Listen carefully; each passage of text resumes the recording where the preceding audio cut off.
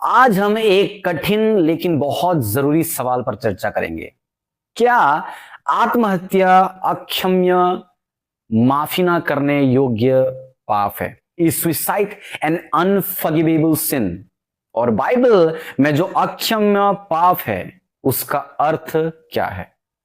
यह विषय संवेदनशील है, इसलिए हम इसे बाइबल के प्रकाश और परमेश्वर के अनुग्रह के साथ समझेंगे। ना व्हाट इज सुसाइड? आत्महत्या क्या है? आत्महत्या वो कार्य है जिसमें कोई व्यक्ति जानबूझकर अपनी जान लेता है।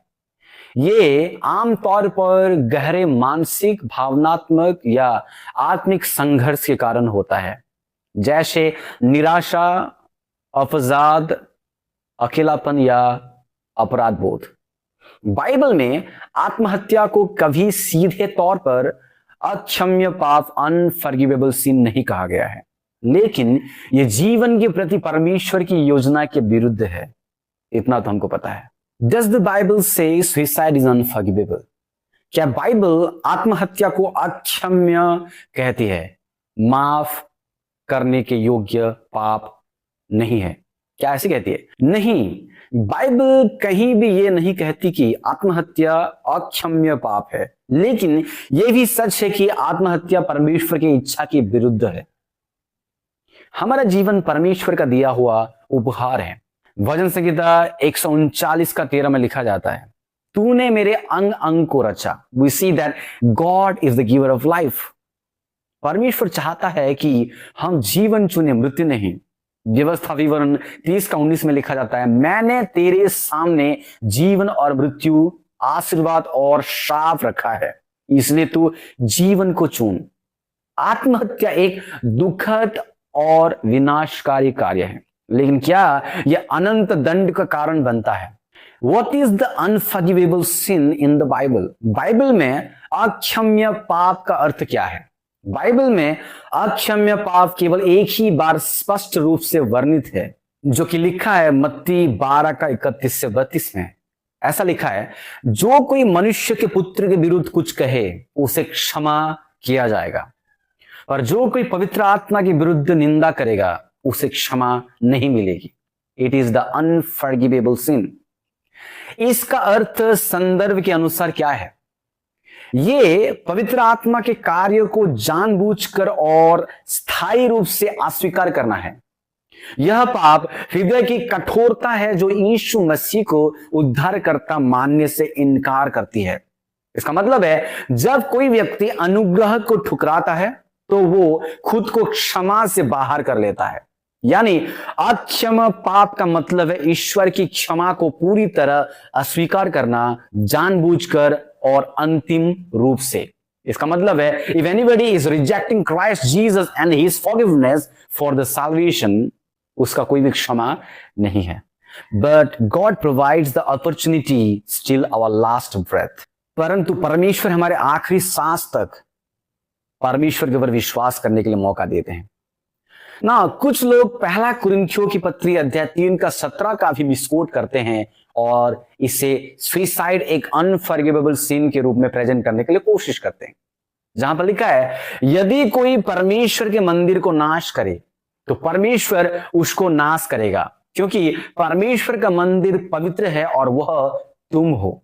कुछ लोग इस पद का अर्थ यह लगाते हैं कि अगर कोई आत्महत्या करता है तो वह अपने शरीर को, यानी परमेश्वर का मंदिर को नष्ट करता है, और इसलिए परमेश्वर भी उसे नष्ट कर देगा। लेकिन क्या यही इसका सही मतलब है? अगर हम इस पद का सही संदर्भ को देखें तो पता चलता है कि पौलुस यहां व्यक्तिगत शरीर की नहीं बल्कि पूरी मसीही मंडली, चर्च की बात कर रहा है। वो कहता है कि तुम, यानी पूरा विश्वासियों का समुदाय, परमेश्वर का मंदिर है। The body of Christ is the temple of God.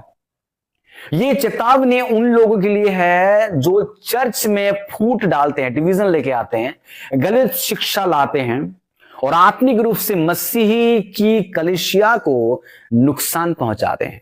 परमेश्वर कहते हैं उन लोगों को वो नष्ट करेगा। Now can a Christian who dies by suicide be saved? यदि कोई मसीही आत्महत्या करता है तो क्या वो उद्धार पा सकता है? ये एक कठिन और संवेदनशील प्रश्न है। बाइबल ये सिखाती है कि उद्धार कर्मों पर नहीं बल्कि विश्वास पर आधारित होता है। इफिसियों 2:8 में लिखा जाता है, क्योंकि विश्वास के द्वारा अनुग्रह से तुम उद्धार पाए हो, ये तुम्हारी ओर से नहीं, ये तो परमेश्वर का वरदान है। अगर कोई व्यक्ति वास्तव में यीशु मसीह पर विश्वास करता है तो उसका उद्धार केवल एक पाप से नहीं छीना जाता, यहां तक कि आत्महत्या से भी नहीं। अगर वो उस क्षण भी मसीह में था, then he will be saved. परंतु इसका मतलब ये बिल्कुल नहीं कि आत्महत्या को हल्के में लिया जाए या उचित समझा जाए। यह एक त्रासदी है, गहरा दुखद कार्य और परमेश्वर के हृदय को तोड़ने वाला कार्य है ये। अगर आप निराशा, अवसाद या आत्महत्या जैसे विचारों से जूझ रहे हैं तो जान लीजिए आप अकेले नहीं हैं। परमेश्वर आपसे प्रेम करता है। यीशु ने कहा, हे सब परिश्रम करने वालों और बोझ से दबे हुए लोग, मेरे पास आओ, मैं तुम्हें विश्राम दूंगा, जो कि लिखा है मत्ती 11:28 में। बाइबल के नेता नायक जैसे एलिया, अय्यूब और दाऊद ने भी गहरे मानसिक संघर्ष झेले, लेकिन परमेश्वर ने उन्हें छोड़ा नहीं। जीवन के लिए आशा है, मसीह में नई शुरुआत संभव है। तो हम क्या सीखते हैं? आत्महत्या अक्षम्य पाप नहीं है, लेकिन यह कभी समाधान भी नहीं है। परमेश्वर आपको जीवन, शांति और आशा का मार्ग देता है।